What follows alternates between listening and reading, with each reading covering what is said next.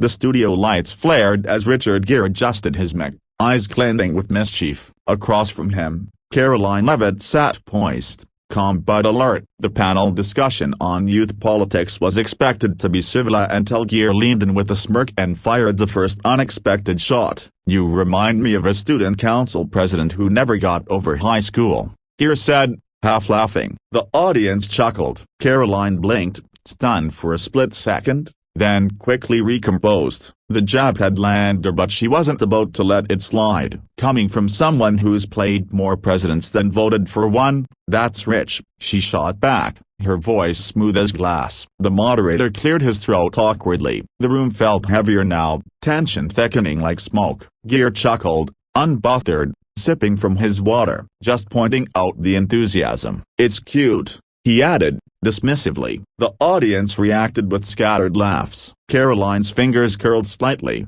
her spine straightened. The gloves were off. "Cute is how Hollywood explains away its moral cowardice," she replied. "It must be cozy judging real-world policy from a script." The silence that followed wasn't awkward, it was electric. The moderator's eyes widened, unsure how to reel things in. Gere leaned forward, voice dropping. "Let's be real, you're a mouthpiece for talking points. There's nothing original in what you say." The insult hovered, stinging, but Karoline didn't flinch. Her reply was ice cold and cutting. "Better to echo principles than parrot Hollywood virtue signaling. You play heroes on screen. I stand up to real power in real life." That line drew scattered applause. She wasn't here to play nice. She came to Weena and she was just getting started. Gere crossed his arms, visibly irritated. "I've been an activist longer than you've been alive." Karoline smiled. "Then you should know better than to underestimate young voices, or to mock them on live television." Her words struck with steel. "You're not the voice of the youth, you're a brand,"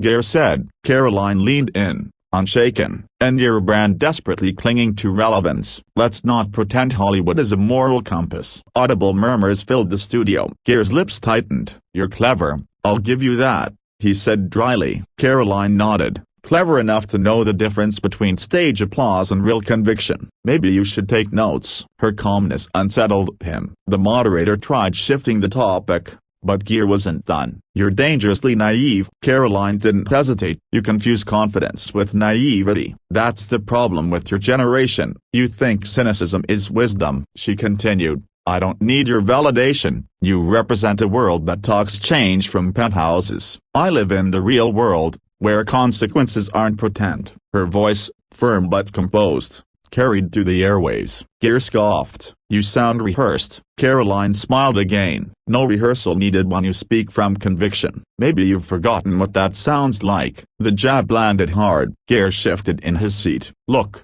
Gere said, trying to regain control, "I'm not saying youth doesn't matter. I'm saying blind loyalty is dangerous." Karoline replied, "And blanket cynicism is worse. It leads nowhere. You inspire despair. I offer action." The moderator looked overwhelmed. The interview was spiraling beyond expectations. Viewers at home leaned in, gripped. Karoline wasn't playing defense anymore. She was dissecting Gere's persona with calm fury. Gere leaned back, momentarily speechless. Karoline filled the silence. "You came here to mock me." "But mockery is a weak man's shield. You're used to scripts, Richard. I improvise truth, and truth doesn't care if it offends you." Cheers erupted from part of the audience. Others sat in stunned silence. Gere forced a smile, but it didn't reach his eyes. Karoline had seized control of the moment, and the veteran actor could feel it slipping. "Let's not pretend this is about age or experience," she added. "It's about ideas. Mine challenge power, yours performed for it." The contrast was stark. Gere looked like the past. Karoline embodied something defiant and new. He tried again. "I've worked for causes that matter." "What have you done besides go viral?" She tilted her head. "Maybe going viral is how truth survives now. But I've also passed policy." "You post on Instagram." The burn drew laughter and claps. Gere opened his mouth,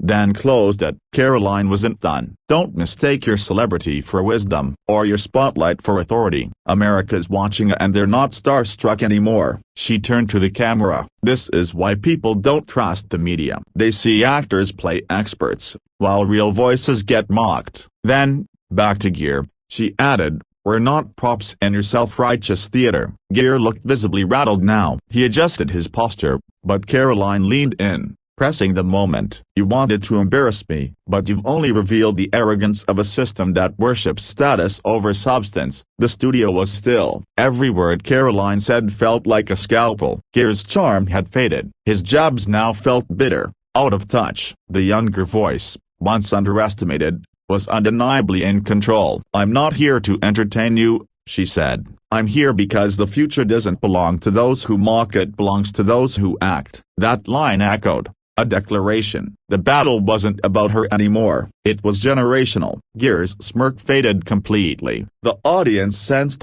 he had underestimated her. Karoline folded her hands, unbothered. "Maybe next time, come to the table with respect. Or don't come at all." The moderator wrapped it up, visibly shaken. The panel had become a moment in pop culture, raw, real, and unforgettable. Social media would explode within minutes. But Karoline didn't care. She had said what she came to say. As the cameras panned away, Gere whispered something, but Karoline didn't respond. Her message was bigger than him. She exited the stage with grace, leaving behind a stunned studio and a silenced icon. By the next morning, the headlines weren't about a celebrity singer, they were about a young voice refusing to be mocked. Karoline Leavitt hadn't just survived the ambush, she turned it into a statement that echoed far beyond the studio.